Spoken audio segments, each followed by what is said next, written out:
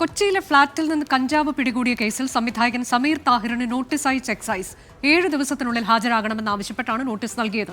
വിഷ്ണു സുരേഷ് വിവരങ്ങളുമായി. വിഷ്ണു, കഴിഞ്ഞ ദിവസം തന്നെ സമീർ താഹിറിന് നോട്ടീസ് നൽകുമെന്ന വാർത്തയുണ്ടായിരുന്നു. അദ്ദേഹത്തിന്റെ ഫ്ളാറ്റിൽ വെച്ചാണ് ഇവരെ സംവിധായകരെ പിടികൂടിയത്. ഇപ്പോൾ എന്താണ് നടപടിയായിരിക്കുന്നത്?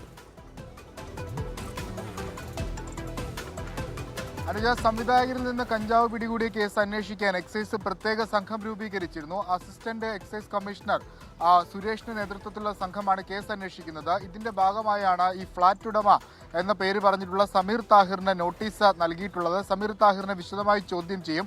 ഏതെങ്കിലും ഘട്ടത്തിൽ ഈ സംവിധായകരുടെ ലഹരി ഉപയോഗവുമായി ബന്ധപ്പെട്ടുള്ള കാര്യങ്ങൾ സമീർ താഹിറിന് അറിയാമെങ്കിൽ സ്വാഭാവികമായി സമീർ താഹിറിനെ ഈ കേസിൽ പ്രതി ചേർക്കേണ്ടി വരും. NDPS ആക്ട് പ്രകാരം ഈ ലഹരി വസ്തുക്കൾ ഉപയോഗിക്കാൻ സ്ഥലം നൽകുന്നതും കുറ്റകരമാണ്. ഒരുപക്ഷെ ആ വകുപ്പടക്കം ചുമത്തുന്ന കാര്യത്തിലാണ് എക്സൈസ് നിലവിൽ തീരുമാനം എടുക്കേണ്ടത്. അത് ചോദ്യം ചെയ്യലിന് ശേഷം മാത്രമായിരിക്കും ഉണ്ടാകുക. ഈ സംവിധായകരിൽ നിന്ന് കഞ്ചാവ് പിടികൂടിയതുമായി ബന്ധപ്പെട്ട് ഇവർക്ക് കഞ്ചാവ് നൽകിയ 2 പേരെ കുറിച്ചുള്ള വിവരങ്ങൾ ലഭിച്ചിട്ടുണ്ട്. അതിൽ ഒരാളുടെ മൊഴി ഇന്ന് തന്നെ രേഖപ്പെടുത്തും, മറ്റൊരാളെയും വിളിച്ചു വരുത്തും. അങ്ങനെ ആകെ 5 പേരാണ് ഈ കഞ്ചാവ് കേസുമായി ബന്ധപ്പെട്ട് ഇപ്പോൾ എക്സൈസിന്റെ നിരീക്ഷണത്തിലുള്ളത്. അതിൽ 2 സംവിധായകരും അവരുടെ സുഹൃത്തും പിന്നീട് ഈ കഞ്ചാവ് കൈമാറി എന്ന് പറയുന്ന ആളുകളും.